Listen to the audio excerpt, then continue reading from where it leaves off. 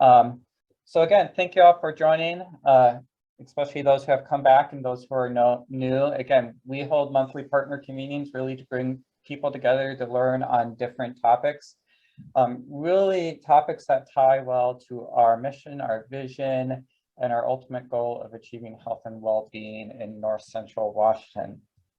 Today, we're going to be introducing the topic of dialogue, also often described as the art of thinking together. And really, you're going to hear from some speakers across the nation who have really utilized dialogue to improve the initiatives across the region in health and well-being and in other facets. And I know Monty will also go in a little bit more detail from community initiatives on some of the things we've seen in dialogue as a whole. So you'll hear from national speakers, and then after that, you'll have an opportunity as well to practice in small groups. If you go to the next slide. You know, every meeting, we also center ourselves on some of these working agreements that we have established in these partner meetings. Today is especially relevant because a lot of these working agreements center around those principles of dialogue and really honoring and starting on time, sharing conversation, being willing to test new ideas, share new ideas, and listen to ideas, challenge each other, but really, again, challenge each other in the sphere of learning and not really in the sphere of debate. And if you go to the next slide, yeah, and like I said, today is very applicable because every meeting we've talked about the spirit of dialogue. And really, that's what we're here to do. The best ideas come when we do this together. And so we really want to encourage you guys to think about how you utilize dialogue, how you can learn from the speakers today and learn from each other to really develop that culture of dialogue versus debate. And really center yourself every time you move into these conversations. You go to the next slide. To center a little bit on why we are here and why we are holding these partner convenings, we always want to call our mission out front. So in 2020, again, NCACH changed its mission statement, but it wasn't really until last fall, early this year, that we've really brought it forward into the focus of our organization. And so we're really here, and the goal of NCACH is to advance whole person health and health equity. And we really do it by bringing partners together to drive change, collaborate, and convene, and really break down those barriers of collaboration so that we as a region are working as effectively together to improve the health and well-being of our residents. It's not called out here, but I would always say we always strive to improve that health by being resident, patient, centric, and focused on what we can do that works best for the residents in our region. And if you go to the next slide, I'm going to turn it over to Joey.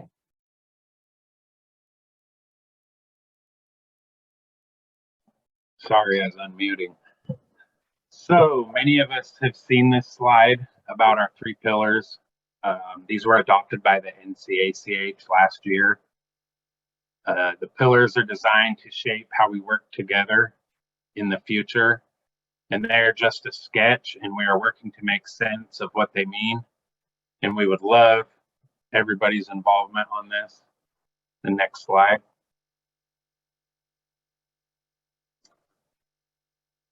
This slide shows the pillars in a little bit different way. It shows the principles are more connected and nested. It's a text-heavy slide because we want to have it as a handout.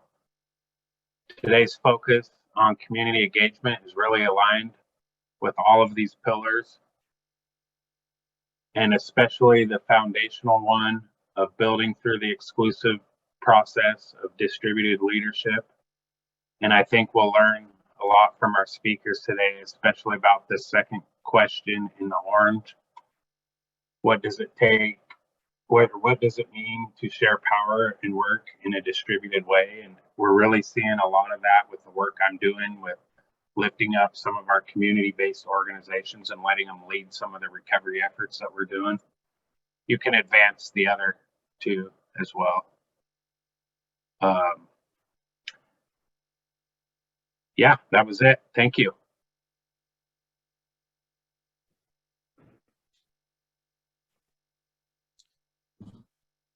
Wonderful. I'll jump in here. This is Monty Roulier with Community Initiatives, and really glad to have all of you show up for this another partner learning session. And John and Joey, thank you so much for framing our time together. And as John suggested, I'll just do a really light touch. I think you already started to kind of define what we mean by a dialogue when we kind of throw that term around pretty broadly. But here's just a little bit of a level set before we have a chance to hear from some of our outside peers and experts on this. So dialogue, again, is this idea of creating an environment that builds trust and respect by really bringing in diverse perspectives and values, and to do it in a way that really seeks a different level, a deeper level of understanding.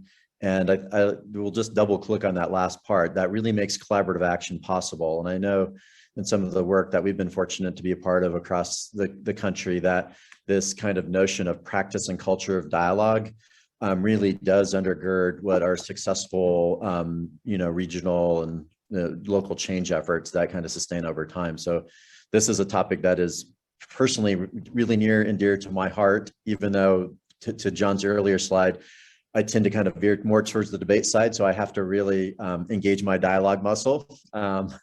Is Elizabeth shaking her head? She's on my team. The next slide, please, Elizabeth. So in the simplest sense, when we think about, the spirit of dialogue, it's really, being in a space and being present to listen for what's true for others, being vulnerable and sometimes having the courage to share what's true for us, personally, our team, our family, and ultimately discovering what it is that we have in common, when and wherever possible. So that those are some of the elements that we'll typically see in some of the dialogue patterns. Those first two set up that third one. And Elizabeth, I'm trying to remember what other couple slides we have here just around framing. Yeah, these are just some other pretty standard, in some ways, what I think folks would say that over the course of many years, decades, some might say centuries, are kind of the muscles and behaviors of dialogue. And one of those is suspending judgment. It's not suspending our ability to make sense, but kind of holding some space before we kind of too quickly come to conclusions, which is not always easy, and really demonstrating, the respect for hearing where others are coming from. And I think that's very closely to kind of erasing hierarchy. I have to say, I just got off a phone call right before this one where there was a really strong sense of hierarchy. And the people were very reluctant to speak up in this meeting because, we do. And so when we are really intentional about hierarchy, and I think in this North Central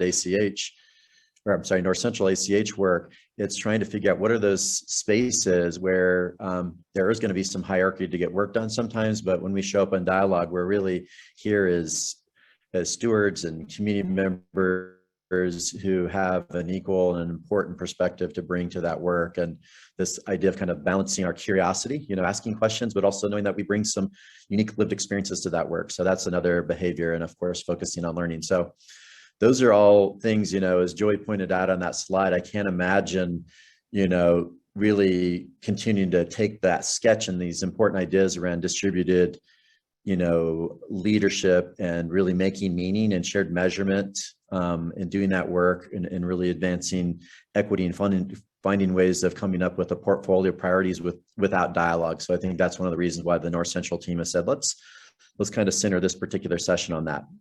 And on that note, this is a quote that we often like: dialogue, come as you are, but don't leave the zoo come. You probably heard some variation of this quote. This was outside of a little bit of a little church. So that's when we know we're in dialogue, and hopefully people feel included, a sense of belonging here in this space. And so we're going to hear from some outside folks that have some expertise, and then that's going to set us up for you to certainly if you have any questions or thoughts or comments based on what they said, we'll have a little space for that. And then we're going to actually get a chance to practice some dialogue.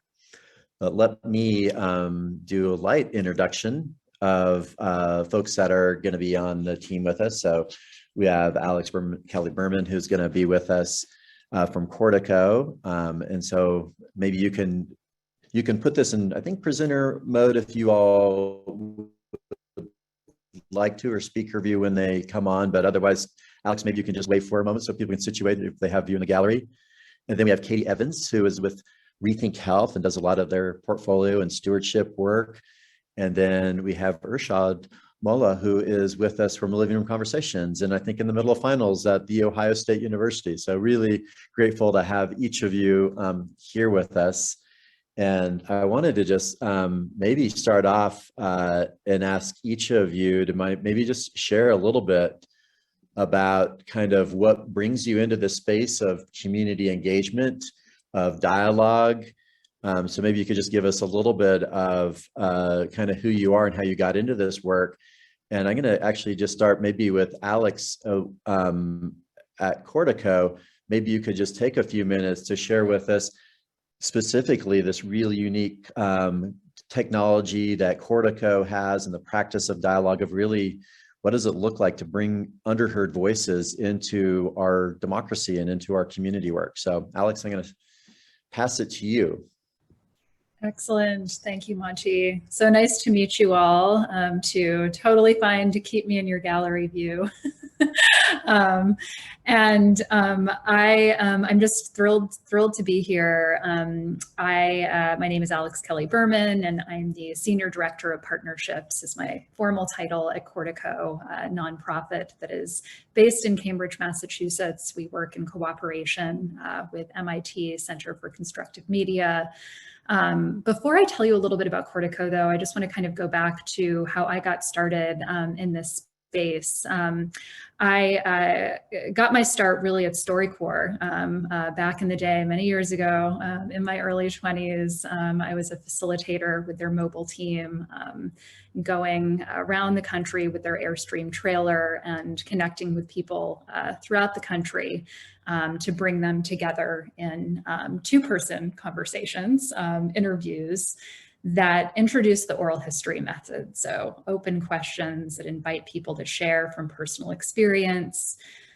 I think that every other piece of my career after that has followed the trend of introducing people to a microphone, sometimes for the first time ever, to share the experience that perhaps they've shared many, many times at the dinner table or with strangers or to whoever will listen. But now they have a microphone in front of them, and it becomes that much more meaningful to be able to share in that way and to know that their experience is going to travel and perhaps create, powerful change and impact in some way. So when I first started working for Cortico, up until now, I've been there for about 2.5 years, it really just resonated, everything about our mission to, elevate underheard voices to the center of a stronger public dialogue. And when I say underheard voices, I was actually just reflecting on this before this conversation. I don't mean undershared voices. So, we all know that people are talking, but they're just not being listened to, or kind of like actively what they're sharing is being amplified. That's not necessarily happening. So people are talking, but they're not feeling heard. So I just want to kind of create that distinction. One of the things that we're working to do in cooperation with MIT is to build more efficient processes where human listening and machine learning can come together to create a sharing platform, an opportunity. We also recognize that small group dialogues are happening all of the time, everywhere. But how are they being recorded? They're oftentimes being recorded on big sheets of paper with sticky notes. Maybe handheld recorders are there in the mix, and the audio files are available, but how are they being shared? And not just with local leaders to say this is what we've heard, but with people who are participating as a way to kind of close the loop and say, here's what we heard, here's what we learned, and here's what we plan to do about it. So we introduced the Local Voices Network platform several years ago in a pilot in Madison, Wisconsin, have since introduced it to partners throughout the United States and now the world. We're working with our first global partner, JA Worldwide, very, very recently. And the basis for this platform is that it acts as a as a house for people to learn from and elevate highlights and insights from collected small group conversations. Small group conversations rooted in personal experience sharing, led by participants, oftentimes facilitated, definitely recorded, keyword. You know, beyond the LVN platform, there's this really interesting space that Monty, when I heard you say shared measurement, shared assessment, makes me think of something that we're starting to explore around engaged sense-making practices. So, you know, how can you use these full-length transcripts and these AI-powered tools and insights on the LVN platform to then add a layer of human-led sense-making and analysis work that happens from the bottom up, that community members are, you know, engaged in some way.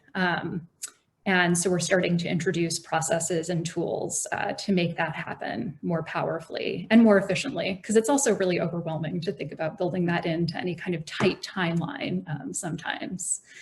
The other thing that I'll just mention, you know, organizations come to work with us at a moment when they've tried many different forms of engaged community input processes. So this work is being done, it's being done beautifully, but again, it's just not necessarily being recorded. So we work with nonprofits that are looking to invite community members to weigh in on strategic planning efforts.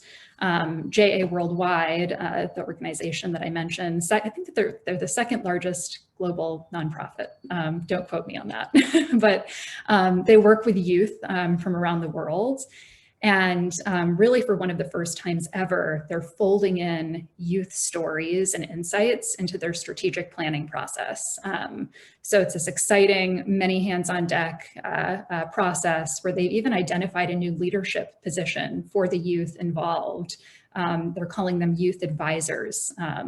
And wearing their youth advisor hat, they're sharing their experience. And it's being validated through this process in an incredible way. We work with a lot of government agencies too, and Elizabeth, if you want to bring up the report from the Police and Fire Commission, one example that I'll just share here quickly is our work with the Police and Fire Commission in Madison, Wisconsin. They were about to name a new police chief, and a lot of eyes in the community were on this process, this hiring process. It came at a really tense and important time in the city, and they couldn't just name anyone for this role. They didn't want to rush it, so they invited community feedback and input on what this hiring process and what this hire should look like.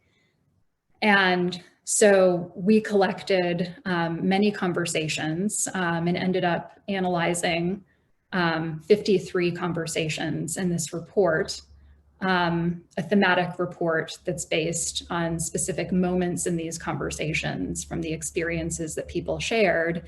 And then, as you can see, interview questions were identified for this police chief hiring process that were actually asked in the interviews leading up to the hire.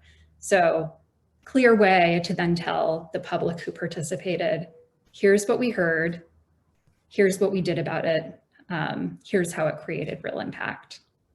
So I'm gonna stop there. I have no sense of how long I talked, but I'm looking forward to hearing from the other panelists and really grateful to be here. Thank you. Alex, that was perfect. And yeah, thank you for going first and modeling. And I know I experienced Cortico and the Local Voices Network for the first time in Wisconsin as well, in a more rural area. And frankly, at first was a little suspicious of the use of technology and whether that would be intrusive. I was really blown away by the capacity of really elevating different perspectives. And another thing I think is really interesting, and when I first was introduced to your team, is this idea that in some ways social media and technology has in some ways undermined our capacity for respectful dialogue. And you all have started to find some really interesting ways to have technology actually combat that and use it, the strength of technology. So we'll look forward to kind of bringing that back. And just as a plant a seed, hoping that you all, if you have questions or comments, put them in the chat, but you're going to have a chance after we hear from each of the panelists to kind of hear some, share your ideas or ask more questions. So Irshad, thank you for being with us. Would love to hear you kind of share a little bit about your experience as a young leader and how you got into this work and living room conversations and what it looks like to bridge across differences, which I think is a real value and expertise that you bring. Thank you. So my name is Irshad Molla. I am like Monty said, a student at The Ohio State University. So basically I work with living room conversations. I am the youth council leader. But even before that, so when I was in high school, I loved doing civic work. Like public speaking was my favorite thing ever. And one thing I realized was the lack of student voice in school. You're always being talked to. Like if I ever brought up politics in school, teachers would be like, stop, like this is not your place to talk. And I think that's what causes all these like problems when you grow up, because kids don't know how to handle differences. So they grow up into adults. And once you hear someone say something you don't agree with, you just start punching each other and you don't know how to talk to each other. And I've just seen that repeated problem. So that was something that I was passionate about solving. And so living room conversation kind of helps with that. So we do small group conversations. So our model is with 4 to 7 people, and you kind of like, you can be the host, you can call in people who you'd like. And we have a bunch of guides that tell you how to do it. So we have agreements, and then we have 3 different rounds, and it's a lot of fun at the end of the day. So I'm focused more on the youth, but we do have a lot of different topics. So we do intergenerational, we do like nationally, you get to bring different people in. So it's just being able to talk to each other across different, like you don't get this chance, and we're always stuck in echo chambers. So it's being able to break down echo chambers and talk to different people. So that's kind of the idea. And talking about eliminating hierarchy. So like I said, we're always being talked to. Not even if you're not a student, if you're an adult and you don't have like a leadership position, you're still always being talked to. So our model is to be able to give everyone the same voice. Everyone's at the table. Everyone has the same amount of time to talk. Everyone's stories are being shared. So it's being able to value everyone that's there in their time. So that's kind of the main concept, but we'll get into that as we continue with the panel. So Irshad, I'm curious, if you would mind sharing a little bit. I see the link in there around living room conversation. There's these other platforms. What to you is kind of the secret sauce, if you were going to explain, if people haven't seen it, a typical living room conversation pieces? And is there a facilitator? What kind of makes it unique? And I'd be curious, which topic or two you have found most engaging for you personally. Yeah. So what's fun is how independent it is, because you don't have to have someone that's like guiding it. If you want to do it, you can jump on the website. It's very like the steps are laid out, so it's super simple and easy to follow, which I really like. So I've been able to do it with just my friends, like on a Zoom call. And one of my favorites, it's probably the best conversation I've had in my life, but it was a intergenerational one. So we were 6 people, and the oldest person there was 71. I don't know how she knew how to use Zoom, but she did, and it was very impressive. But so she was on there. There was someone else that was in his 40s, and then there was 2 teenagers, and then there was someone else from me. It was like very different, and at the first it was very awkward because like no one wanted to talk, no one knew each other. But at the end, I feel like everyone, even the guy, he was the only male on there, and even he was like, he got into it at the end of the day too. And I think we were talking about race and just like how it was like at the wake of the George Floyd protests and everything. And it was just wild to how much we connected, because we never expected to. So it's always a lot of fun to do these conversations. That's beautiful. And so the living room conversation, so you could sign up and do something as a group, or you can just sign up randomly and be in conversation with a fellow human being that is just wanting to connect and learn from others. It's really beautiful. And one other thing I'll just mention that I find really interesting about Cortico is one of the founders, Joan Blades, is somebody who lives in Berkeley, California, and is somebody who identified really with progressive politics. And she, one of the other main co-founders, is somebody who was really active in more conservative politics, one of the major leaders in the Tea Party movement earlier on. And both of them saw a need to bridge differences between these cultural divides in America. Sadly, they didn't get far enough out front, but it has been a real counter force, these types of dialogues. So the red blue movement and a lot of bridging movement across the blue red divide, if you will, in our country right now. So it's a really interesting platform on that. So Irshad, very excited to hear more from you. And Katy, want to come back to you. You know, your team's doing amazing work around the country. Some of the folks have obviously been introduced to what the work of ReThink Health is. I know you personally have a lot of experience in using dialogue with change processes, in particular as it relates to what is the practice of this within a stewardship framework. Yeah, thank you, Monty. And thank you, Alex and Irshad. I follow both what Cortico is doing and what Living Room Conversations is doing. So it's just a joy to be here with both of you and with everybody else as well. So as Monty said, I'm Katy Evans. I'm an associate director at the Ripple Foundation. The Ripple Foundation has two initiatives, which I will explain a little bit. My guess is the one you all are more familiar with is ReThink Health, which does a lot of work around the country with multi-sector groups and focuses really strongly on this concept of stewardship. The Ripple Foundation as a whole is a nonprofit operating foundation. We have headquarters in New Jersey, but I, like Alex, am based just outside of Cambridge, Massachusetts, where we also have an office. And the work that Ripple does is really around this concept of stewardship. So we think of stewards as people who, or organizations or institutions who take responsibility for working together to transform the health and well-being of those in their communities so that everybody is able to thrive. And I think stewardship is both a simple concept and a really complex one, the more you dig into what it actually means to operate this way. So I think of stewardship as a kind of calling to be in a different kind of relationship with each other, one that is built on trust, that is more sustainable, that is grounded in shared aspirations for what we hope our futures will look like, and one that also includes shared accountability and the acknowledgement, which I think we've all felt over the last several years in particular, that our fates are intertwined and we don't actually get to succeed or thrive independent of others in our communities and in the places that we live. So Ripple's work is national, but it's also place-based. That means we work with groups like you who have a real place-based orientation and are trying to make a difference in the places where you live and work, but we do that work all across the country, most of it through ReThink Health. And actually, which Elizabeth, I think you might be sharing, a lot of the work we've been doing over the last couple of years has been with philanthropy, thinking about how philanthropic practice needs to change, but also deeply in healthcare, with many different kinds of institutions that work in the healthcare sector, and colleagues of mine in collaboration with community initiatives and with others across the country have been putting together this healthcare stewardship guide, which I think Elizabeth will share in the chat. And that is really an attempt to articulate what we think practices of stewardship look like in a healthcare context, and is really grounded in this concept of dialogue.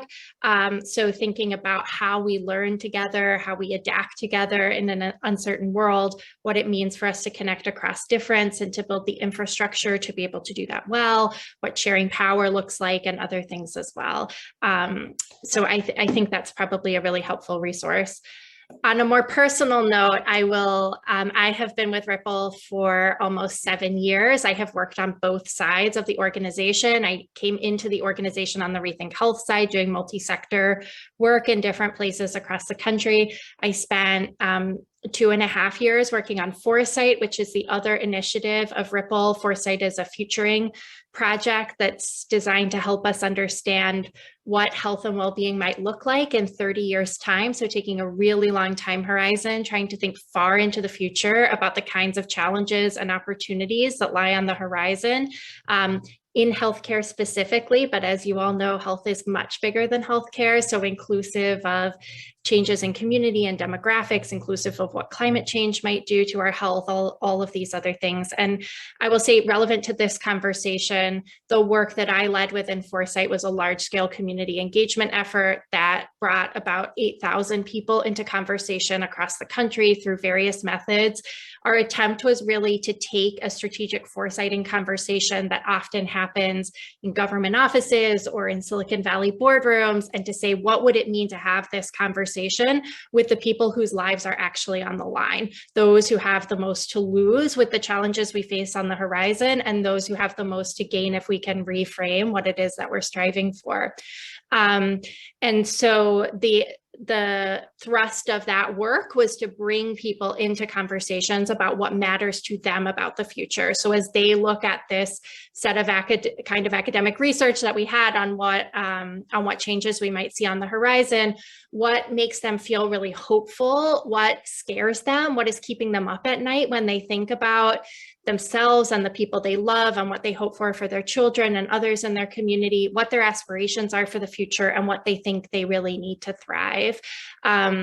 I had the wonderful help of Chris Keller in articulating all of this in a report. So Elizabeth, I don't know if you have that, but I'll share that in the chat at some point as well. And I will just say, on a personal note, I led this work through 2020, which I think we can all agree was a kind of horrible year for basically everybody involved, and particularly for the communities that are facing the greatest inequities in the world that we live in right now and the systems that we experience right now. And so as we're having this conversation, I'm also holding how important it was for me to have those conversations with people at such vulnerable moments in their lives, and the power of being in dialogue with people across the country about what they really hold sacred and dear to themselves, and how we can build something better together. That's fabulous, Katie. And thanks, Elizabeth, for putting out the guides, and Chris for your handiwork and helping to shape some of the strategy and communication around that. Hopefully, just even hearing a little bit from our kind of three expert outside voices, and you get a flavor of kind of some ideas that they bring and experiences. And I know one of the things that the North Central ACH has been talking about throughout the last year plus is this idea of how do we build trust? This whole idea of, we can only move forward in a distributed network as a collaborative at the speed of trust. These things that we hear, again, easier said than done. And you all had some pieces, I think, in almost every one of your comments around building trust, and particularly around trust with people who aren't always included, that have the most, Katie, as you point, that may be shouldering some of the greatest burdens of inequity, that also may have some of the greatest insights. So wondering, just opening it up to you all, what are some ways specifically that you all are kind of overcoming those barriers to trust and kind of deeper engagement with people who don't always feel comfortable being included? And yeah, your examples and strategies would be very welcome. So I'll just throw that up, boomerang that to all three of you. I can start with that. So before we start conversations, I usually tell people this, especially people that are hesitant in talking to each other. And it's this concept of knowing versus understanding. So the root word of knowing is very static, and it just means distinguishing right from wrong. Like either you know it or you don't. And understanding is a very dynamic word, and it means to perceive and grasp. And it's this never-ending process. And so a lot of times when we talk to each other, we think we know what someone's going through, and that leads to so many presumptions, and you get absolutely nowhere if you just go off these assumptions. So I always tell people you have to understand. And once you do, and that's how I used to start off going, when I had conversations, I know, oh, this is making you sad. I know exactly why it's making, but I don't know anything. And that's what causes all these problems. So it's about understanding. I have no idea what you're going through. I have no idea what's going to happen later, but I want to listen to your stories. And this other concept that you can't change someone else's mind if you're not willing to change your own. So being as flexible as possible. And especially, like I said before, we live in a very echo chamber world. Everything is curated, social media. The algorithm is what you want to hear. And once you hear something you don't want to, it makes you very uncomfortable. And that other concept of you have to be comfortable being uncomfortable. But I think once you understand, once you want to understand someone, I feel like that really changes it, and it builds trust within people too.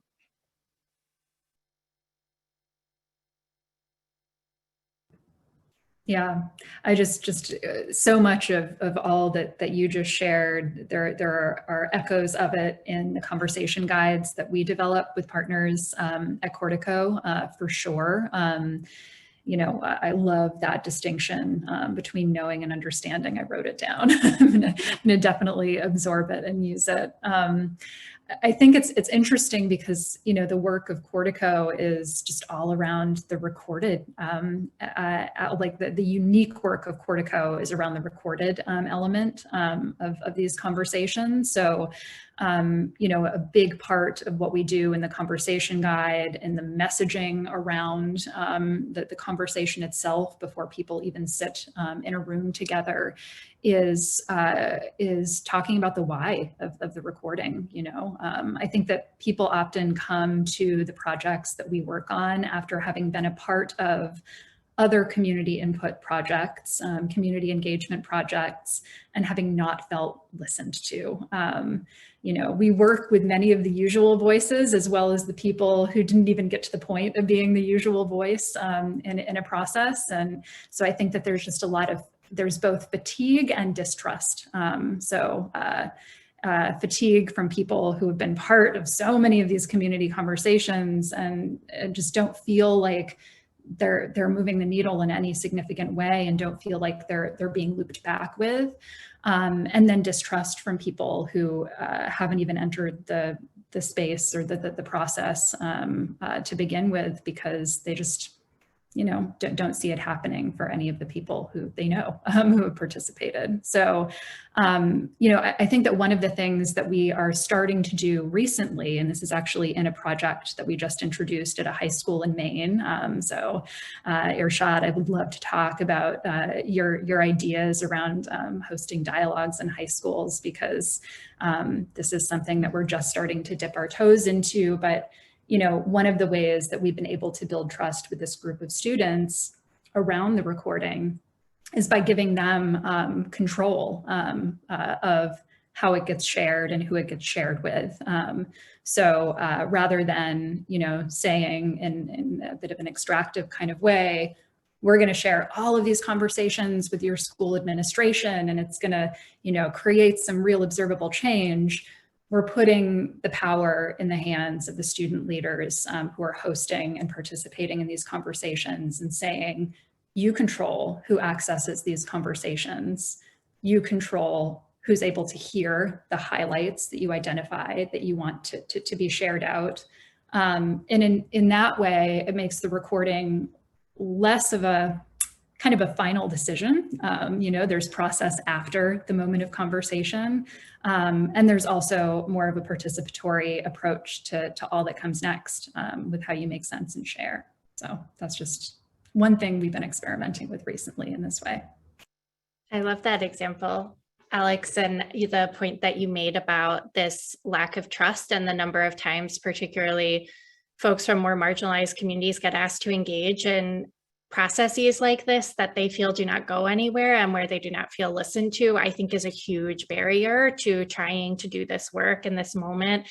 Monty, your question made me think of three things. The first is kind of overarching, and I think it's about understanding, Alex, this is also to your point, why we are doing this in the first place. So what is it that you actually want to know from the community members that you are engaging, and what is it that you are prepared to deliver on? The biggest way to compromise the trusting relationships we build with people is to ask them for things we have no power to do for them. So I think thinking about the kinds of questions that are relevant and engaging and the kinds of questions that will give you the sort of information that you are able to do something about and to create a kind of feedback loop of this is what we heard from you and this is how it has flowed through the work that we've done, I think is really important, as is, I think, thinking about these processes as ways of building long-term relationships. The best and most effective community engagement strategies are those that don't take place in one period of time, but that build the kind of sustainable relationships that mean ultimately the composition of this group looks different because the people you begin to engage now eventually step up into leadership positions. They change the composition of those who sit at the table. So that is a big overarching strategy, but I also want to acknowledge that that still takes time. And even doing that means probably community members will say to you like, yeah, I'm not sure you're going to deliver on that. And I'm not sure that I'm bought in. I think the two maybe smaller but important things that have mattered in my own work and I've seen matter in other places. The first is finding partners who are connected to the communities you want to hear from. I often say that I, led this process of community engagement with 8,000 people across the country. Obviously, I did not personally speak to 8,000 people over the course of 2020. I did that with a team of partners, most of whom, frankly, do not look like me. So being able to build a team of partners who were embedded in the communities we knew we most seriously needed to hear from, that includes communities of color, immigrant communities, people who can have these conversations in language, members of the disability community, youth leading youth conversation, elders leading elder conversations, was fundamental to the success of that strategy. And it meant that I did a lot of work behind the scenes and was often not the person at the front of the room when it came time for the conversation. I think recognizing how you can build those kinds of partnerships in the places where it makes sense for you to show up are important. And then the last thing I will say is, and this has been a hard lesson for me over the course of the last few years, is that this work requires more vulnerability than professionalism. When you ask people, particularly in the health space, to talk to you about their experiences with health and well-being and inequity, you are asking them to share the most vulnerable and intimate experiences of their lives, things that take place in their bodies. And the only way to build trust in those conversations is to show up with a similar kind of vulnerability. So our primary partner in the Foresight resident engagement work, this amazing woman, Marnita Schrodel, who runs an organization called Marnita's Table that is close in some ways to living room conversations.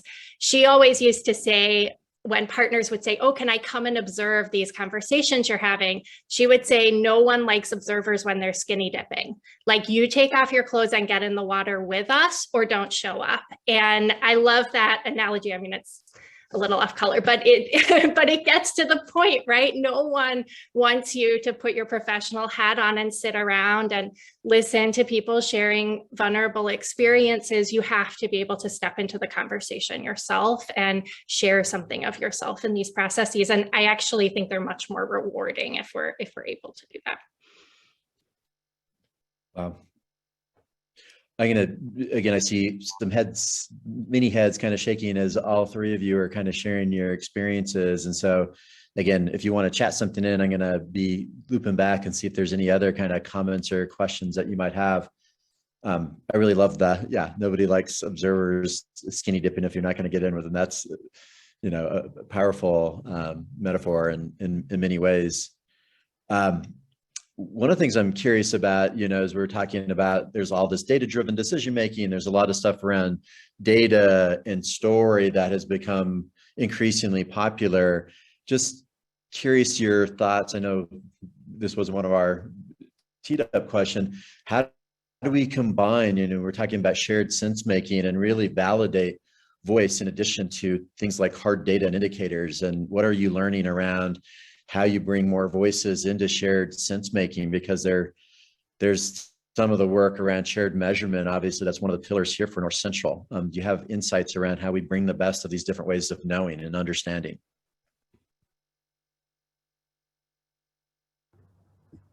I think, Elizabeth, if you don't mind screen sharing the portal link that I shared with you. This is just in response to that, Monty, is something that we are experimenting with a little bit in this work of what happens next after conversations are collected and they're available on the LVN platform.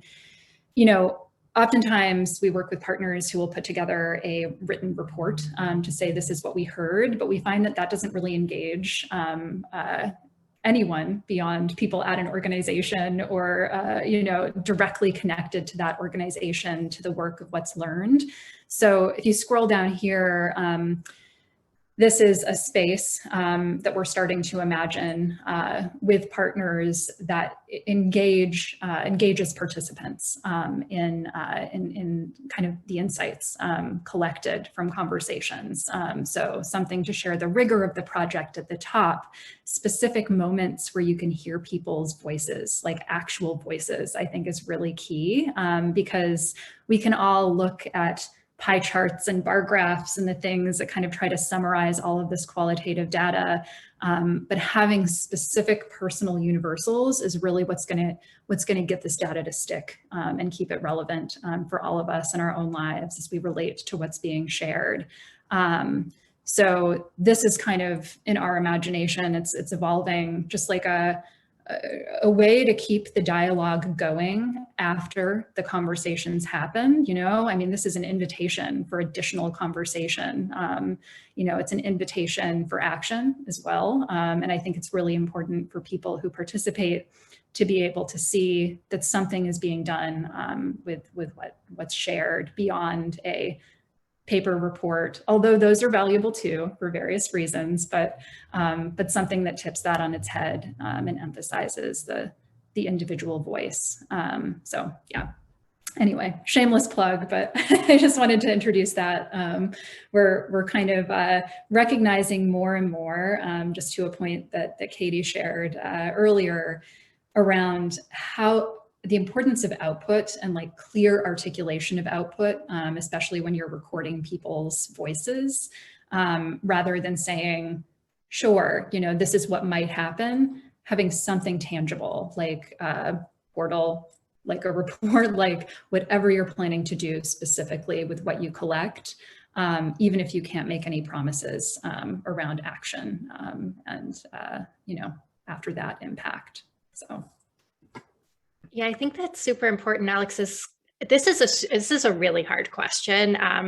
It's not always easy to bring back in the people that you have engaged in a first round into a second round, and sense-making conversations, I think, can be very inclusive, but they are not always, and the data is not always accessible in quite the same way to everybody whose opinion you want. I will say, I have one example of how we've done this in the past. We did a smaller scale community engagement project with a system that's a little, not the same as Cortico, but a little similar, a kind of inviting folks to share stories in a one-on-one setting. And in that case, we had trained people to go out into the community. This is to my point earlier about making sure you have the right partners, right? So if we were trying to engage folks who were experiencing homelessness, we made sure that we had people embedded in those communities doing these interviews. And one of the things we did after that smaller process was to bring all the interviewers into the sense making with us. So that's not quite the same as bringing the folks who shared their stories into the sense-making conversation, but it did mean, as we looked at the big data, that the people who had heard the intimacy of those stories, who'd been in the room with those people, who probably remembered the things that they had been told, brought a kind of intimacy to the process of making sense of the bigger data set. And I think to the extent that those kinds of things are possible, that we can think about embedding people more closely in our processes, I think that can be quite successful. But it is a huge challenge. The larger the pool of people that you're engaging, the harder it is to bring them back together to make sense of what they told you. So I think it's about kind of finding those leverage points where that's possible. I could just add to that too, Katy. First of all, I would love to hear more about your work involving facilitators in that kind of debrief after a conversation, so you can work with the data that is so top of mind for them and just their experience hosting. We actually introduced recently what we called a facilitator debrief and codebook design session, where we invited facilitators from the JA Worldwide conversations to share these top of mind kind of gut, experiences, the themes that stuck with them from the conversations that they hosted. And that has laid the groundwork for our ability to develop a code book that we're now going to share back with them for additional feedback, almost in the style of like a Google Doc, which it will be a Google Doc for them to add inputs and share their thoughts so that we can iterate together. And the other thing too, just to pick up on another thread that you shared around, maybe it's a different group than the participants who dig into the analysis work. From another kind of life/career, I worked at the New York Public Library and introduced an oral history project there. And we developed a transcription tool and a keywording tool there for community members to be able to go back in and make the oral histories more accessible.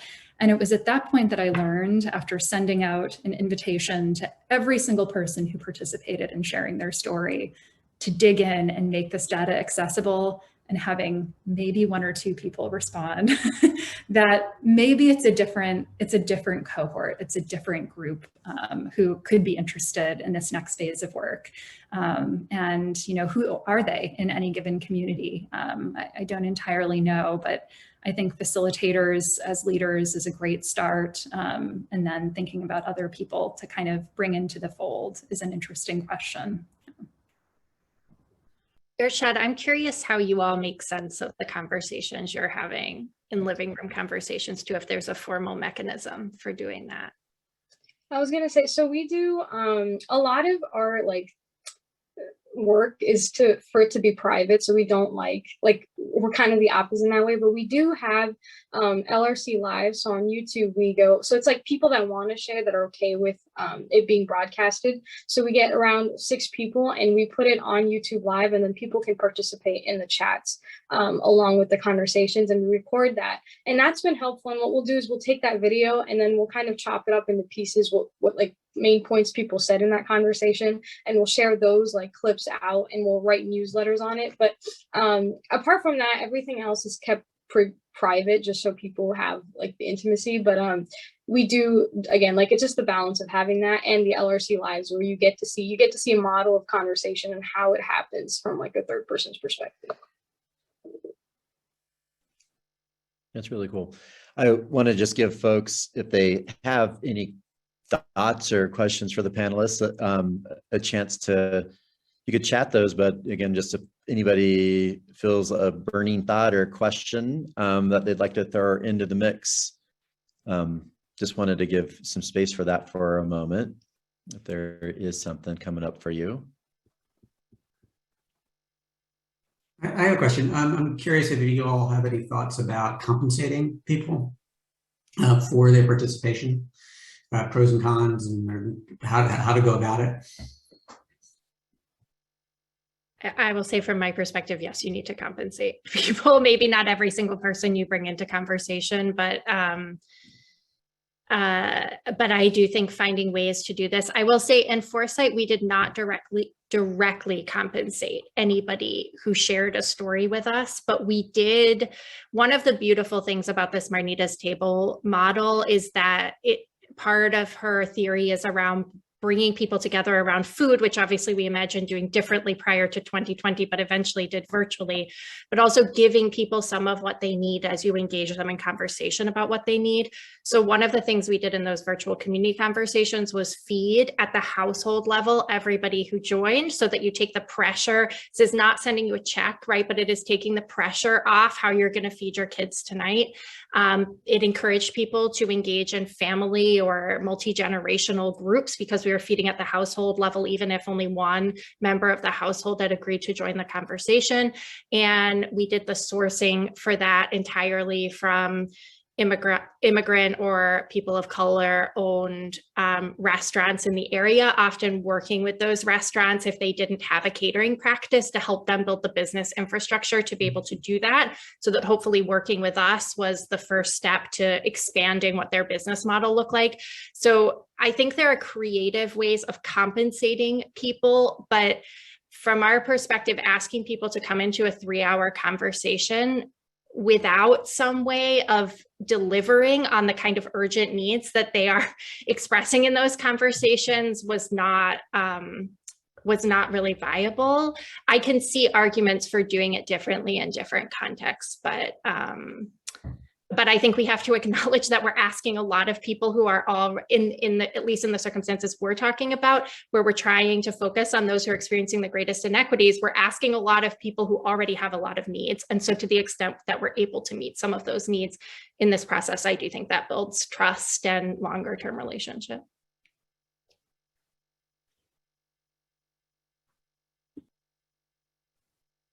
Thanks, Katie. Thanks for the question. If any of you have any insight, how do you encourage dialogue and maintain that trust in like a spirit of collaboration when there's also competition out there, whether it's partners kind of competing against each other, or even when we talk political sides, right? Politics competing against each other. Is there anything you guys have found very valuable or key to making that successful?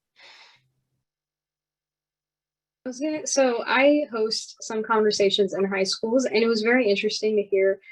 We were talking about like trust in conversations, and he was like a junior in high school, and he said, listen as hard as you speak. And he's like, if people don't, like what breaks trust is the fact that people don't want to listen to each other, and then they don't want to come back because they just don't feel heard enough, and then you have this competition. So he just said, listen as hard as you speak, like speak as much as you want, but at the same time, listen to as hard as you spoke in that conversation. That helps that momentum stay, is what and I thought it was just a very simple way of like looking at it.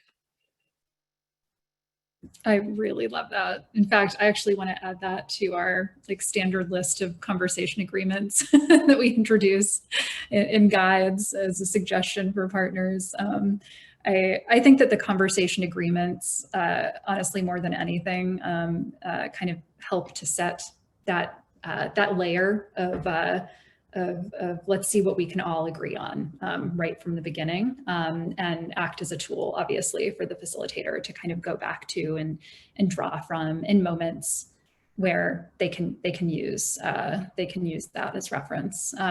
So I don't, it's interesting with Cortico, like we obviously, I would say that our primary aim is not to bridge divides necessarily in our conversations. They're not constructed in that way.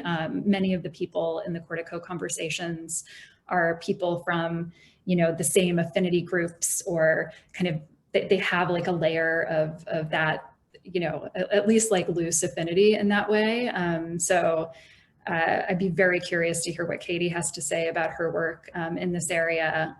But I will say that when you record conversations, there are ways to introduce people's voices across affinity groups. And so we do introduce that sometimes, depending on who we're working with, to isolate particular moments or perspectives that certain groups might not have had,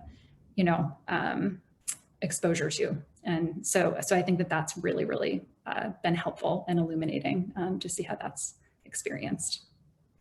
Yeah, John, I heard in your question something not just about difference, but about competition, right? About maybe institutional entities who are not always on the same team in all parts of the work. I think it's a really important question. It's part of what ReThink Health spends a lot of time thinking about. And I think my quick answer is, to the extent that you have a shared North Star, and this is the thing I see all of you doing with your 3 pillars, but some sense of what the collective goal is, there are many avenues to any given goal. The kinds of goals we set in collaborative spaces like these should be the sorts of goals that none of us are capable of achieving as individual organizations and institutions. And I think that process of vision setting can set an expectation that no single one of us will be the institution or the individual or the organization that helps us to achieve this. And then the other piece of this that I think is really important is understanding the assets of the group that you have brought together. So ReThink Health has done quite a lot of work with communities in this direction, understanding what are the strengths of each player who comes to the table in a multi-sector environment, who has strong relationships, who in different areas, who has different kinds of capabilities, and being able to understand and collectively leverage who is best positioned to do different pieces of work, with the acknowledgement that it's not everybody all doing the same thing. It is some kind of splicing here. And I really hear that in your pillar around a kind of shared portfolio. I think a shared portfolio is about understanding what each group is able to contribute to this collective work, and in some ways giving each other autonomy to do the pieces that you are each best equipped to do, and grounding the collective work in the shared goal, what all of that adds up to. So that doesn't mean there aren't always disagreements in conversations, but I think in our work with partners, that has been the key to kind of muscling through those disagreements or divergences.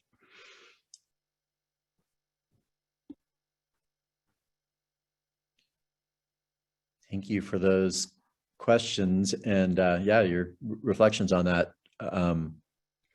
What maybe just one final thought from each of you, and you know, this is a network, as you're hearing, that is starting to more intentionally dip its toe and its work into the practice and really build a culture of dialogue and how it does its engagement and how it distributes power, how it does shared meaning making, how it comes up with those priorities.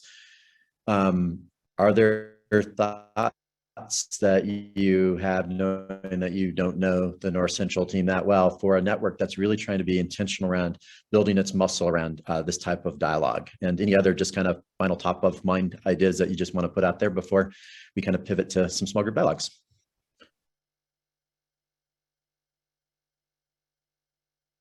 And Alex, I'll go ahead and start with you. I'll go back to the order if you don't mind. Yeah, great. I would say, you know, first of all, I'm just super interested in staying in the loop on all that you're working on. I had never even heard of the kind of phrase distributed leadership before, and now I'm just totally in love with it as a way to describe so much of what we work towards with many of our partners. And just the idea that everyone is an expert. You know, I kind of, when Monty, when you called our panel of experts, I kind of had to like back away. I'm like, I don't know if I'm an expert in this space as much as I'm learning from all of you. So I'm just like totally excited to continue in the spirit of that learning. And I feel like that just like kind of word of learning from all of the experience that I've had with Cortico, you know, treating every single community member as an expert in this work, and really leaning into all that they're able to share and documenting it, and isolating connection is such a powerful feeling, I think, for so many people who participate in conversations that go unshared and unrecorded. And I think that engagement can be really intimidating in some ways if you're working on a tight timeline or have like kind of very specific deliverables that need to be, you know, met by a certain date. So to think about bringing your community along for every step of a dialogue project process can be intimidating at first, but I think thinking about the way that it can be done, even in a lightweight way or window throughout, is just tremendously beneficial. And I think that you'll see the snowball effect, the momentum built in that way. And one thing that I just want to return to is the importance of language in all of this. And, you know, when you're creating questions and kind of thinking about how to frame all of your efforts, working with your community on that framing, working with your community to identify the way that questions can be asked, that things can be phrased, because I think surveys and focus groups and other ways of getting, you know, insights and assessment are oftentimes so elusive, and finding the opportunities to open that door even just a little bit in a regular way, to invite the community to share how they would put things, I think is incredibly helpful. So it's a little bit of a rambly takeaway, but I'm excited to stay in the loop in all of this. Terrific, Alex. Thank you so much. Irshad, do you have some final thoughts?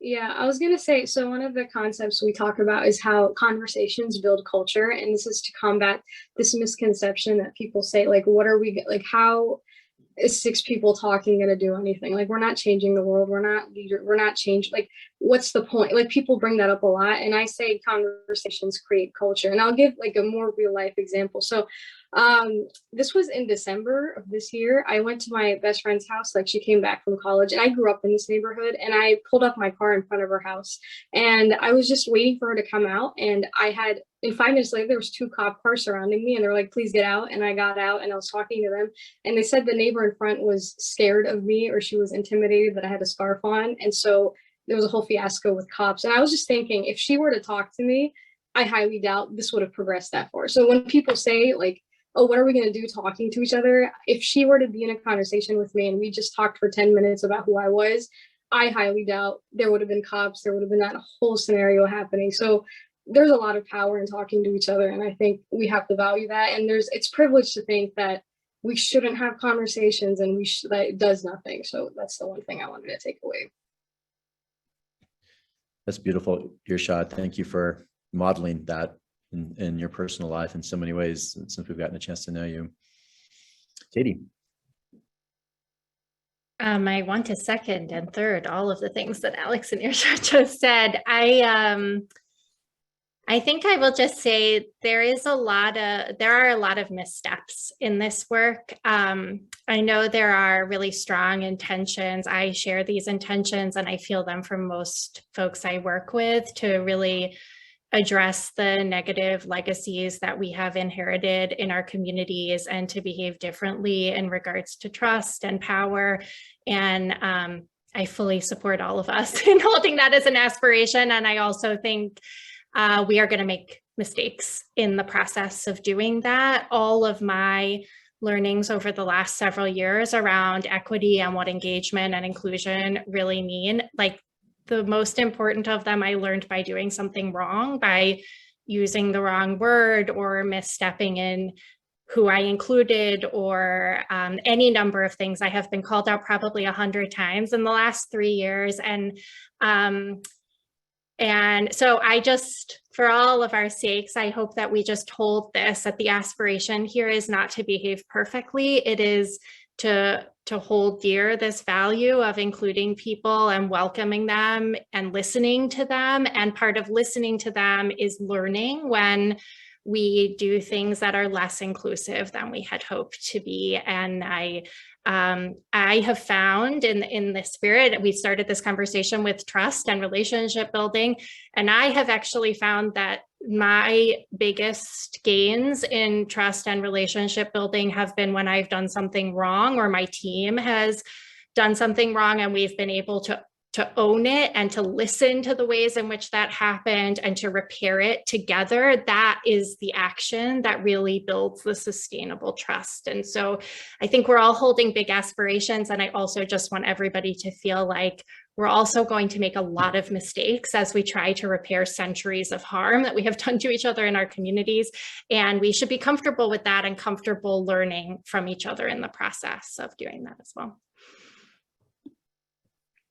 That's really helpful and so well said, Katy. I want just on behalf of everybody who's showed up, thank you, Alex, Irshad, Katy, for just being so generous and sharing your experiences. And I hope, reminding us that everything that the North Central has been doing and what it's pivoting towards really needs to be done with a spirit of dialogue. And, John said, the art of thinking together. There's no perfect formula for this. This is probably more art than science, and we're not going to get it right. This is something that we're constantly, but I think that aspiration and the spirit of how to do that. So you all did such a great job of reminding us what that looks like, and starts with our own personal dispositions for this work. And then it moves into how do we do this collectively, really intentionally, with the types of questions that we're asking and being honest about what we have power to do, and starting to see changes in who the composition of those groups, and knowing that this takes time to build trust. And on that note, would love to just give folks a chance to have a little bit of a flavor